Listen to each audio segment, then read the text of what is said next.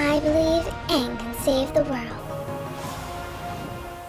Hey there, YouTube. Welcome back to my channel. It is I, Nadia the Nerdy, and today I am super excited because Netflix just dropped a new trailer for their live-action Avatar the Last Airbender, which is coming out February 22nd of this year. So, naturally, as the Avatar fan that I am, I had to come in here and do a little breakdown with you guys, scene by scene, so we can get a better idea of what we're going to be seeing from this show. But before we get into that, definitely hit the like button and subscribe if you love Avatar as much as I do. Alright, to start off, I want to say that honestly it's one of the best trailers I've ever seen. I don't know if I'm biased because I love Avatar so much, but I feel like it could go either way. Because I love Avatar so much, I'm hypercritical. So the fact that I had this reaction to the trailer is a good sign, in my opinion. Alright, opens on the Fire Nation ships, and I'm pretty sure that they're in the North Pole unless it's some flashback to a previous South Pole invasion. The next scene is the gang flying over the scorched earth from the episode where they meet Heibai, and then it goes into the Fire Nation attack of the air temples, which we did see in the previous trailer. Then we see who I believe is Fire Lord Sozin, and he is probably fighting Avatar Roku from that episode where Roku confronts Sozin, where we get a little glimpse of their past. Even though that scene doesn't happen until the third season, but that's what that looked like to me. Then obviously we see Aang break out of the ice and meet Katara and Sokka. It's looking pretty epic, not gonna lie. The next scene is a shot of a city, and I'm pretty sure it's the Fire Nation capital. There's lots of fire all over the city and it's right on the water, and then we see the palace in the middle of the city. Then the next scene is Ozai with some of his advisors in the throne room. That might be when Zuko speaks out of turn in the war meeting. The next scene we see is Azula shooting an arrow, and I'm just curious how they're gonna work her into the first season because we don't meet her obviously until the second season in the original show. So how is she gonna be involved in the first season? Is it gonna be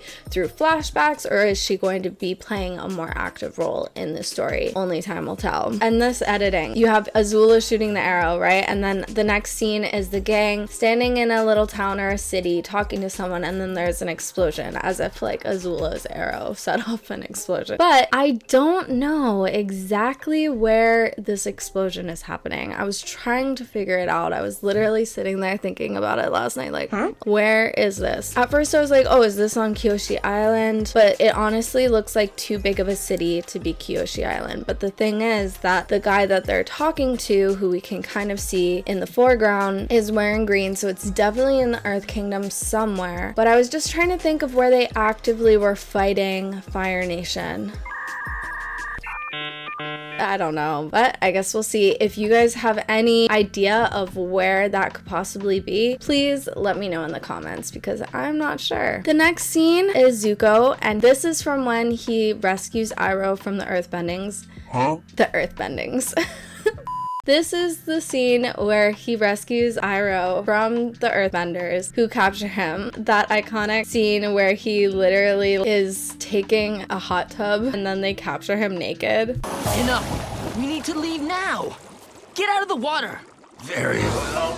On second thought. Classic, classic. Then we see the gang walking through the southern air temple. The next scene, something has clearly been destroyed. I think it's the northern water tribe because there's a lot of people. It also looks like there's way more infrastructure than the southern water tribe. I'm thinking that's during the siege of the north. We have Katara convincing Sokka about Aang saving the world. Then the gang is flying to an island, which I do believe is Kyoshi Island. And then we get a reference to the iconic intro scene from the OG show. We all know the scenes. It's like permanently ingrained in our brains, right? Or is that just me? And I believe Aang can save the world. Like right before then, he's like, what? But I also think that that scene takes place in Kyoshi Island because there's a bunch of kids watching him. We know that he gets a little fan club. You know me better than that. I'm just a simple monk.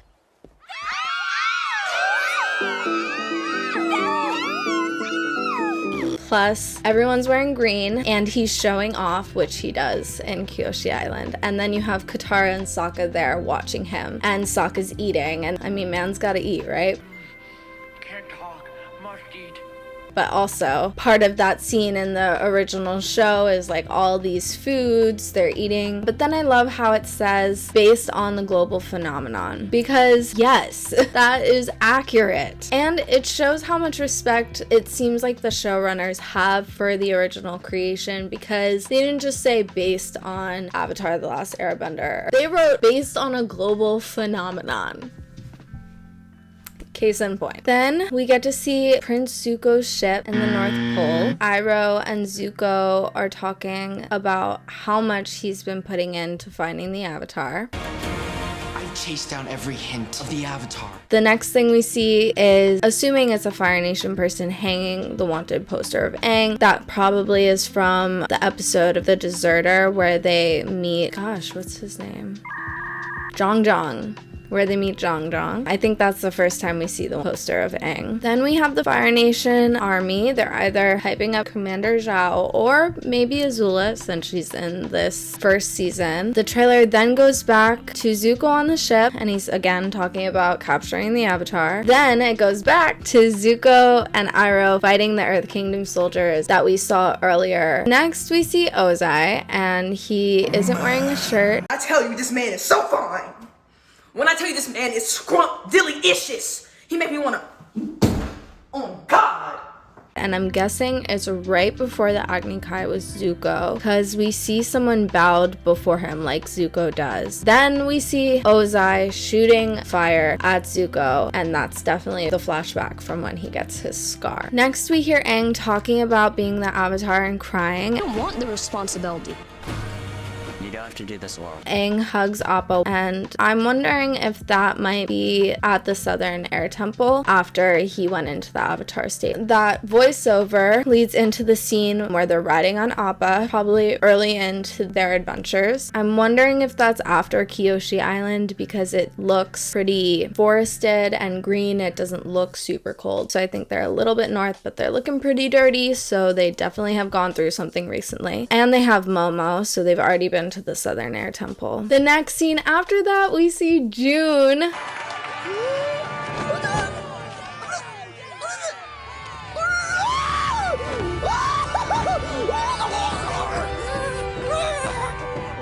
Oh my gosh, she's looking freaking amazing. And her sheer shoe, the graphics in this show look so good. I mean, they're really bringing these strange creatures to life. And then we see Aang flying on his glider alone somewhere, and I'm not sure exactly where he's flying to. It looks like it's somewhere on the water, maybe an island or a coastal area. I'm not sure. If you have any ideas, let me know. Then we see angry Heibai. At first, I didn't really know what that was. I had to pause it and take a second because it does look different, obviously, than the animated version, but when you look closely, you can clearly see the Heibai markings on its face, and it kind of reminded me a little bit of Venom, but in like a spirit animal type of way. Okay. So I was with that, honestly. I was like, okay, this actually looks pretty cool. It looked a little small though. I would expect it to look bigger, but we'll have to see it in action and see what it really looks like. Then we see Aang airbending in a dark area, and again, I'm not really sure where that is. Next we see Zhao confronting the Kyoshi warriors, which honestly I was pretty surprised about, because in the original, Zuko is the one who follows them to Kyoshi Island, not Commander Zhao. So it'll be interesting to see how that actually plays out in the show. Then we get a glimpse of the Northern Air Temple. You can see Aang and Teo gliding over the temple. It goes next to a scene of Aang smiling as people walk past, and then he hugs Sokka and Katara. And I was wondering if maybe that was in the Cave of Two Lovers, because it definitely looks like they're underground in a dark place somewhere. Those people in front of them might be the singing group that they were with. Is this real or a legend? Oh, it's a real legend. And he's hugging both of them, which if it were in the Cave of Two Lovers, Aang was already with Katara, so Sokka and Katara wouldn't be approaching together. So I'm not totally sure where that scene is. Let me know if you have any ideas. Then we get a glimpse of the Blue Spirit and Aang fighting off Zhao's soldiers together. That fight scene looks epic. I cannot wait for that episode. That's definitely one of my favorite episodes in the whole series. Can't wait to see how they bring that scene to to life. And I wonder if they're gonna keep the frog storyline. My frogs! Wait, my friends need to suck on those frogs. Wait! My friends need to suck on those frogs! Anyway, when Aang says With my friends. that is the scene where he fights Zuko on his ship, Katara and Sokka come with Appa to save him. What is that? After that scene is when he fights Zuko's soldiers in Katara and Sokka's village. We see Sokka using his boomerang on a soldier, and I'm pretty sure that's from the episode where they meet Jet. After that, Aang is fighting King Bumi, and Bumi looks insane, honestly. I don't know about that. I don't know, maybe it's just me, but the glimpse of Bumi is looking a little too much. It's like pure cosplay. That's what it looks like to me. But again, it's just a quick glimpse, so we'll have to see how Bumi actually looks in action. Anyway, then we see Katara doing some water bending. That is in the North Pole. She's fighting Zuko, so it's probably before Zuko takes Aang. There's always something. Not that you would understand. You're like my sister. Then we get our first glimpse of Jet, who looks pretty cool. He's fighting firebenders and protecting Katara, which that makes me think that I was right about the scene where Sokka is using his boomerang against the soldier because it looks like it's in the same forest. It goes back. Aang is fighting Zuko for the first time in the village. That's the moment where he decides, all right, I'm just gonna let him capture me because the fire ends up going everywhere. He notices the village is getting destroyed and he decides to sacrifice himself. Then we see Aang going into the Avatar state. I'm pretty sure this is when he sees Monkey Gyatso at the Southern Air Temple and can't control himself and goes into the Avatar state out of rage. And then it goes right into the sigils, and the sigils turn into Aang's arrow, which lights up the logo, and that was just like... that was a moment for me. I was just like, whoa! Yeah, baby, yeah! Stop it. Get some help. Anyway, I love that little detail. Whoever's idea that was, kudos to you. Mathematical! All in all, that trailer was absolutely epic. They packed so much into it that both OG fans and new fans alike could get excited by, because it really calls back to the original throughout the whole trailer. And that's right down to the music. They're basically using the original soundtrack with some new tracks probably and some new sounds sprinkled in throughout it. But one thing's for sure, the original soundtrack is a major win for the show, in my opinion, because the music is so iconic. It's part of what makes the Avatar universe feel so rich and vibrant and incredible. And if they didn't have those songs, it wouldn't feel the same. It wouldn't feel as much like Avatar. So I do find it really important that they have that in there. But I will say that after the trailer, I had to look up who the composer was on this show. Interestingly enough, the original composer, Jeremy Zuckerman, was not asked to be involved in this remake, and instead they hired Takashi Furukawa. Sorry if I pronounced that wrong. And I do find it interesting that they didn't even ask Jeremy Zuckerman to come back. I don't really know the details of that, but clearly Furukawa is committed to bringing the spirit of the original soundtrack to life in this adaptation. It's clear from this trailer, but it'll be interesting to see what else they add to it and how else they build upon it. The graphics and the bending look incredible. The budget is probably really high, honestly. I've never looked it up, but all I can say is compared to the previous live action of the movie that we all pretend doesn't exist,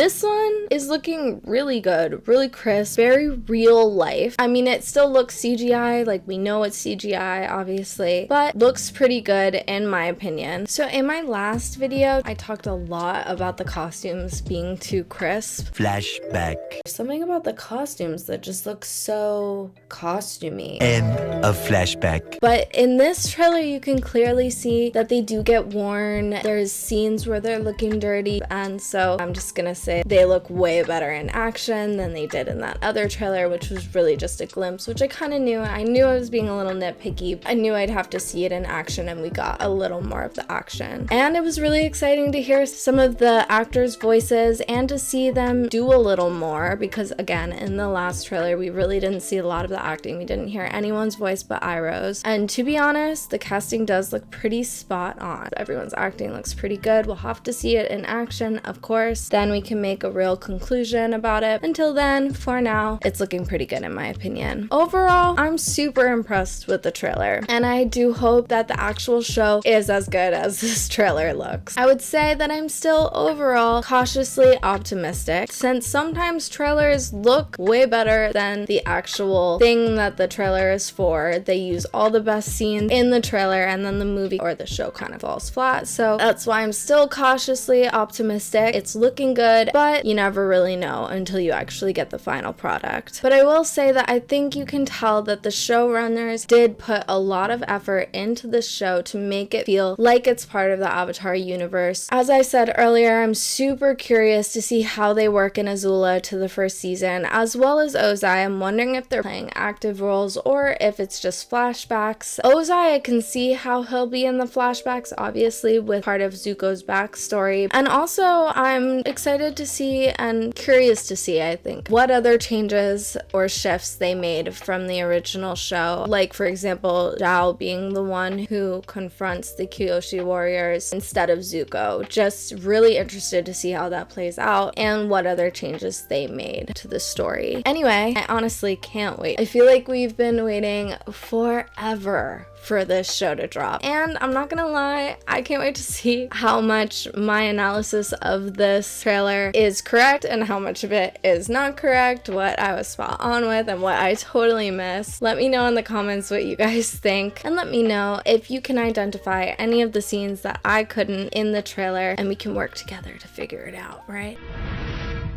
I'm ready. As usual, if you made it to the end of this video, don't forget to like and subscribe if you want to see more videos of me talking about Avatar and other nerdy things that we may have in common. So yeah, definitely do that. Don't forget to like and subscribe, comment down below, and I will see you next time. Bye! Bye, have a great time.